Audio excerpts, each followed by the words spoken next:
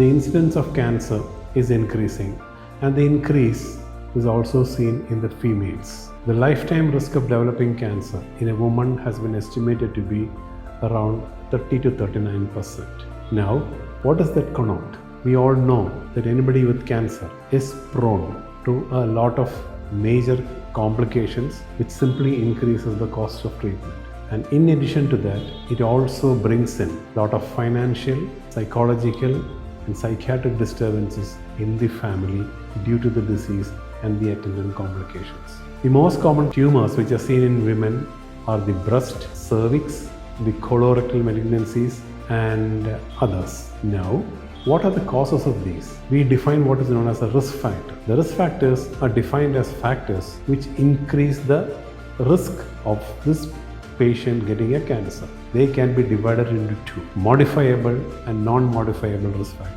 The commonest modifiable risk factors are, in order of importance, smoking, alcohol, use of drugs, infections, environmental, and obesity. The importance of these factors is that these all add to the other factors which probably add to the development of malignancies. And most of these are simply curtailed by altering the life share habits, in which case the risk can even be cut by more than 50%. For example, alcohol. The people usually ask us, which is the safest alcohol level? The safest alcohol is no alcohol. Obesity. This increases the risk of breast and ovarian cancers. By having a very healthy diet and plant-based healthy diet and adequate exercise, you can even reduce the risk of cardiovascular diseases, ovarian cancers, breast cancers by a fair number. There are other group of factors known as the non-modifiable factors. The most common is age.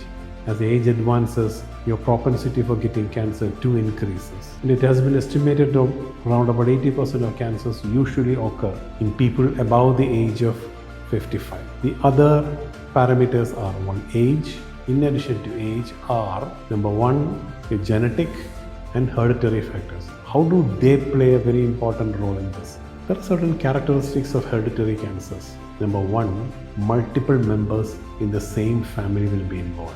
Number two, the same person can harbor plenty of multiple tumors. Number three, most of these are diagnosed in the younger age group. If you have a properly taken history, we would be able to find an answer to this group of diseases in a specific way. Now there are genetic factors, for example, BRCA1, P53, FAP, etc. connote certain genes. And if you find these genes in the family as a part of an investigation, then you are also liable to be put on a program.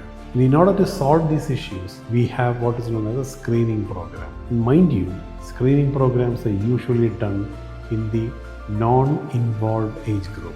You will ask me why a normal person undergoes a screening program. If you have any of those risk factors, then you are liable to come in the screening program. The common screening programs are for breast, ovary, colorectal, etc.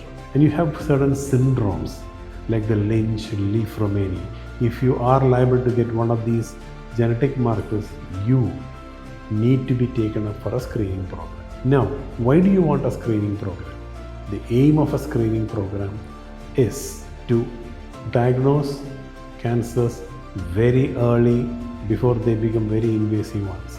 Hence, we reduce the cost and the attendant complications and also logistics and the psychological impact it does on the family. And last but not the least, the most important is a healthy life with adequate exercise and a proper screening.